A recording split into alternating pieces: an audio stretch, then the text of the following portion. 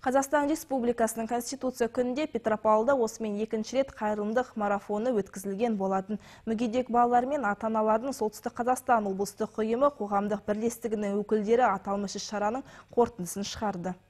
Мүгедек балалар мен ата-аналардың Солтүстік Қазақстан облыстық ұйымы қоғамдық бірлестігінде бүгінгі күні 23 бала бар. Олардың әрқайсысының орталық жүйке жүйелері зақымданған. Осы жылы екінші рет өткізіліп отырған қайырымдылық марафонына 119 адам қатысты. Оның ішінде жетеуі мүмкіндігі шектеулі жандар. Были собраны средства. Акция аясында 359.267 теңге жиналды. Жоспар бойынша 1,5 миллион теңгеден астам қаражат жиналады деп ойлағанбыз. Бұл ақшаға мүгедектерге арналған жабдықтар аламыз. Іс-шараның өткізілуіне еріктілер мен демеушілер көп көмектерін тигізуде. Империя Фильмс, мы занимаемся фото-видео услугами. Біз бұл шара барысында бейне фото түсірілімдер жасадық. Марафонды бейнеге түсіріп, монтаждадық. Балаларға денсаулық тілейміз. Акцияны естіп, бей-жай қарай алмадық. Бірлестік алда керекті құрал-жабдықтар сатып алу мақсатында қайырымдылық балды өткізуді жоспарлап отыр. Өкінішке орай, ұйымның кеңселері жоқ. Ұйымдастырушылардың айтуынша, бұл жайт іс-шаралар өткізуде көптеген қиыншылықтар туғызып отыр. Жасұлан Бектен, Евгений Шоль, Анатолий Беланок, ақпарат.